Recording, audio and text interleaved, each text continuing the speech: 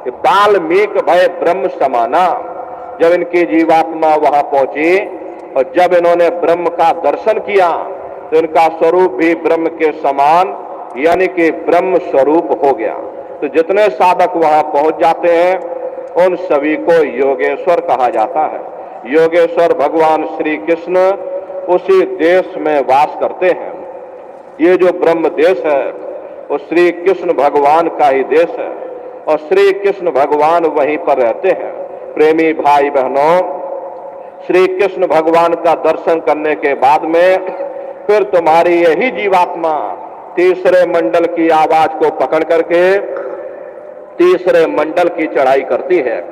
आगे पहुंचे सुन झंकार, ररंकार धुन सुनी पुकार, आगे श्वेत सुन्न है भाई, मान सरोवर बैठ नाई। उसी के ऊपर तीसरा देश आता है जिसे महात्माओं ने सुन्न देश कहा। उसी को रारंग देश कहा जाता, उसी को अक्षर और नेति कहा जाता।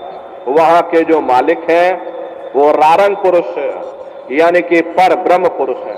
वहां किंगरी और सारंगी दो धुनें उस लोक में गूंजती रहती हैं और पर ब्रह्म पुरुष का जो स्वरूप है वो पूर्णमासी के चंद्रमा के समान बड़ा ही मनमोहक स्वरूप है।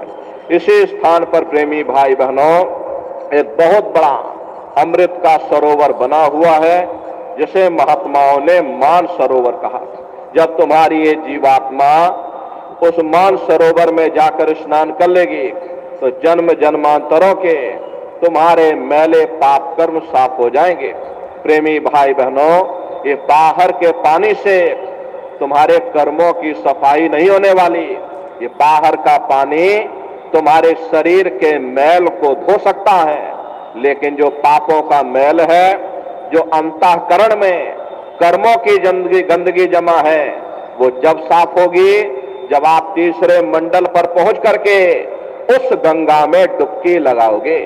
उस गंगा में स्नान करने के बाद में ये जीवात्मा हंस रूप हो जाती है। हंसन मिले हंसा हो जाए, मिले जो अमी आहारा है। जीवात्मा का खुद का प्रकाश उस समृद्ध के सरोवर में स्नान करने के बाद में 16 सूर्य के बराबर हो जाता। फिर यही जीवात्मा चौथे मंडल की आवाज को पकड़ करके चौथे मंडल की चढ़ाई करती है। दो पर्वत के संग निहारो, भंवर गुफा ते सन पुकारो। दो पर्वतों को पार करने के बाद में वो बड़ा सुंदर देश आता है जिसे महात्माओं ने भंवर गुफा कहा। वहां के जो मालिक हैं वो सोहंग पुरुष हैं, मां नहीं है, हापे अंक की मात्रा, सोहंग पुरुष। वहां बंशी यानी मुरली की मधुर ध्वनिया सदा उस लोक में उच्चारण होती रहती हैं और सोहंग पुरुष का जो स्वरूप है वो दोपहर के सूर्य के समान महाप्रकाशवान स्वरूप है। अरे स्वरूप में अंतर है। पहले स्थान पर निरंजन भगवान का जो स्वरूप है वो ज्योतिष स्वरूप है। दूसरे स्थान पर ब्रह्म का जो स्वरूप है वो सुबह के लाल सूर्य के समान है। तीसरे स्थान पर ब्रह्म पुरुष का जो स्वरूप है वो पूर्णमासी के चंद्रमा के समान है। चौथे स्थान पर सोहंग पुरुष का जो स्वरूप है वो दोपहर के सूर्य के समान महाप्रकाशवान स्वरूप है।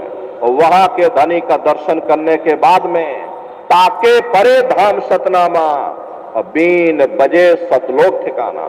सोहंग देश के ऊपर वो पांचवा देश आता है जिसे महात्माओं ने सचखंड देश कहा। वो सचखंड देश अजर अमर अविनाशी सदा एक रस रहने वाला देश है।